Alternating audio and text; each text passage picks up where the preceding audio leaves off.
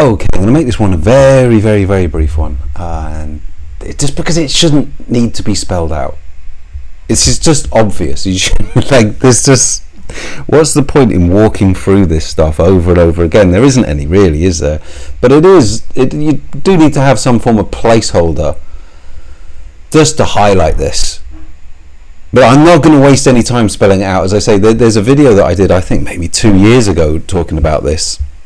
And I'll tag that in, because everything in that video is absolutely relevant, and it's worth revisiting today. And this is because the Dissident right are, brace yourselves, shocked and appalled. And, with actual good reason on this particular note, because they're shocked and appalled about the situation in Quetta and Melilla. Is it Melilla? Sam? Melilla? I don't know. Whatever. In the enclaves of Spain in North Africa. So we all know what's going on. Let's not labour the point. They're shocked and appalled. More of us go, we should open the foot. No, we should put this an invading army. What can we do? Like all the fucking rest of it. Frank Wright, he's fuming.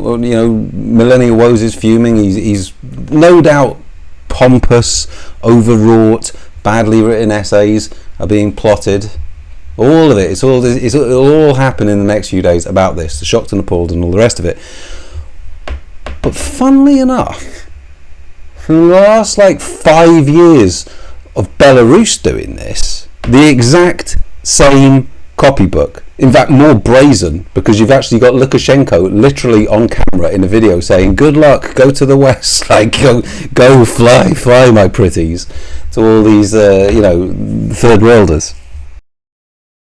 Если вы пожелаете, но я хочу, чтобы вы знали, мы ни в коем случае не будем вас задерживать, связывать руки или каким-то другим образом грузить в самолеты и отправлять на родину, если вы этого не хотите. Now, when you look at the political motive behind that, it is absolutely, unequivocally destabilization of the West. And then you look at all the deals that Russia goes and does with all these grotty little countries. What do you think they're doing those deals? What do you think they're having little conversations with?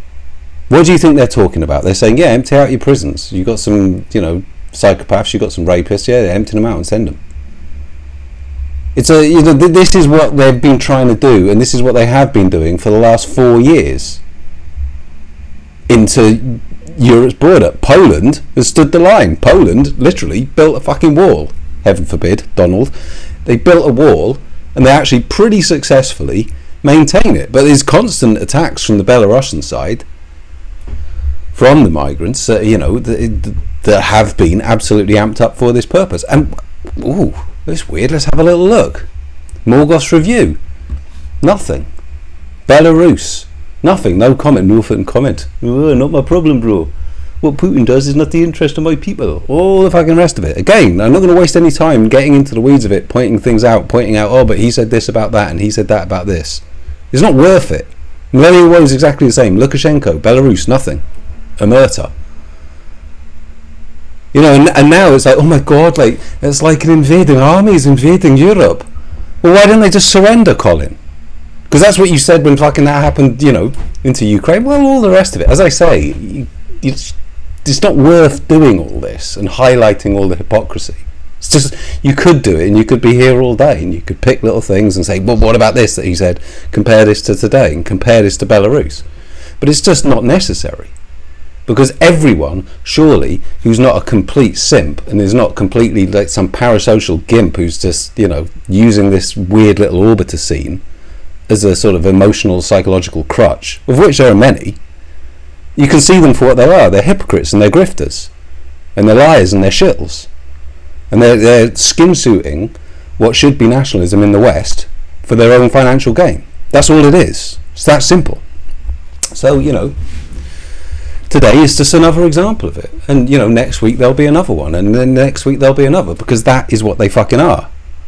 So anyway, that's all that needs to be said. I'll roll the rest of the video. The rest of the video is more sort of, it's just pointing out that no one on Millennial, which is a sort of 4 years has ever mentioned this fact. They're all obsessed about migration. They're all obsessed about, illegal migrants coming to Europe. But none of them talk about this. It's weird, isn't it? It's It's weird. It's almost like when Dugin said in 1997, the new right is just a project and we are its architects. It's almost like that he was actually being open. He was just saying, there it is. And there you got the dissident right. Yeah, anyway, I'll roll the rest of the video. Who's sending him the other money? I don't know, it's an open question, because I know what I think. There are other sources. I mean, it could come from some other, controlled opposition source. Who knows? But it's not organic, right? I mean, I think it's Russia, because it's fucking obvious. As I alluded to in that other video, they never talk about Russia in a negative light. In the cold months, in the darkness of December, a light shines that defies the evil of our age. It's not the point of this video, sorry, I am rambling. The point of this video is, at any point during Millennial, and I did count, I believe there's something in the region of 70 streams. Now, I believe these streams are approximately 90 minutes in length, on average. So I think it's probably fair to say there's maybe something like 110, 120 hours of chat, of dissident right, migrant obsessed, migration obsessed, great replacement obsessed chat. And yet now, this is an open question. Perhaps I'm wrong here.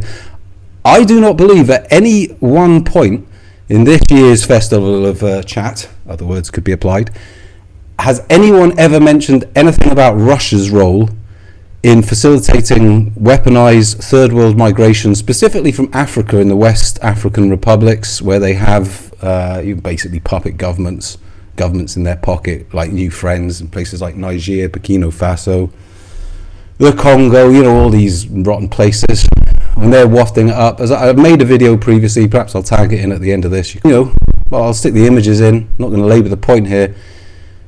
Have they mentioned this fact? Have they mentioned the fact that, Russia is using its Belarusian puppet, to literally send wave after wave of third world migrants as a weaponized migration against the West? Have any of them mentioned these points? Have any of them mentioned Wagner's role, wafting up these corridors, facilitating it across the Med, all the money that's poured into this? Have any of them mentioned this fact? Okay, so this is a quick edit. This is a point I think I've missed in the first recording here. And this is just regarding the nature of this migration. This is state-sponsored weaponized migration. So there is an intention here. That intention is to cause destabilization in your enemy's territory. So in this case, Europe, the Anglosphere. So it's a little bit distinct. I mean, normally, organic migration is just kind of, Iqbal and his friends, they just want to go and get a flat somewhere and, all the rest of it. Want to get on the old welfare situation. I mean, that obviously is going to play a factor in this migration as well. However, this political imperative, I believe, this is the sort of thing they will talk about in their meetings they have with these West African, leaders. And I suggest suggestions will be made for them to empty out their prisons and, send certain figures, within their societies with an intention. It's like what Cuba did, isn't it? They'll be emptying out the prisons and sending them north. So I would argue that it's even more pressing, this kind of migration, because that is the intent. To completely ignore that intent, well, I don't know, draw your own conclusion. I mean, I'm serious, every single episode, you know what I mean? Every single stream, they basically all talk about migration to some extent. There might be one or two where it's some, author or something, but 90% of the time they'll talk about third world migration and how it's a bad thing and how it needs to be countered and all the rest of it. And yet this fact, they just ignore. It doesn't exist. If you watch Millennial as your sole news source, then you would have no idea what Russia is doing here, and which is, attempting to flood Europe with hostile third world migrants. But it's been doing for probably over a decade, if not more, at this point. as I've pointed out, I think numerous times, if they are successful in the Ukraine that, you know, that these people hate so much, that Millennial Woes like sneers about when he does his little like, oh, the normies started to care about Ukraine, didn't they, after COVID? I mean, that's the point when I saw him on some stream chuckling away at that, how cringe it was that people cared about these white women and children getting buried under fucking rubble, you know, towns getting completely fucking demolished, citizens being driven out, losing everything, losing family members, all the rest of it, and then that town getting filled full of fucking Tajiks. While he's chuckling about normies that might, you know, be driven to actually give a shit about that. Oh, I don't know, let's just knock that off. Why not just go on? I don't like doing ranty videos. It's not worth it. Back to the original point at hand. Have any of these people at any point mentioned what Russia is doing? Now, if the answer is no, and I suspect it is, and again, I'm very open, stranger things have happened, I have been wrong numerous times in the past, and maybe I'm wrong on this. I don't believe any of the guests have at any point mentioned this fact. Now, the question that I would ask you is, why wouldn't they do that?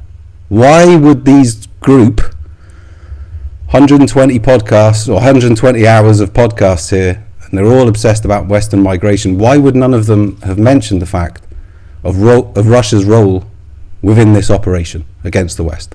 Why not? Why wouldn't they have mentioned the fact that there's literally fucking North Koreans, fucking Mongols, Africans, Indians, Syrians, people from all across the fucking Middle East, all across the African world, Venezuelans, Cubans, all the rest of it, they're all fucking in Russia as part of this literal Antifa operation, a denazification operation against nationalism within Ukraine, within the whitest country on earth. None of them have mentioned that fact either. They haven't talked about this fucking multiracial army containing fucking North Koreans and all the rest of them. That's disappeared too.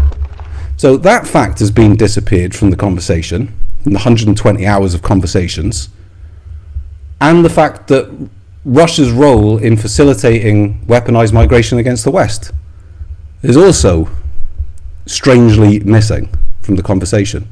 So the question I would ask, you know, and it is a genuine question, why wouldn't they talk about this? What's the reasoning? There you go. I mean, you can tell me in the comments if you like. I've got my ideas, but you know, you can tell me yours.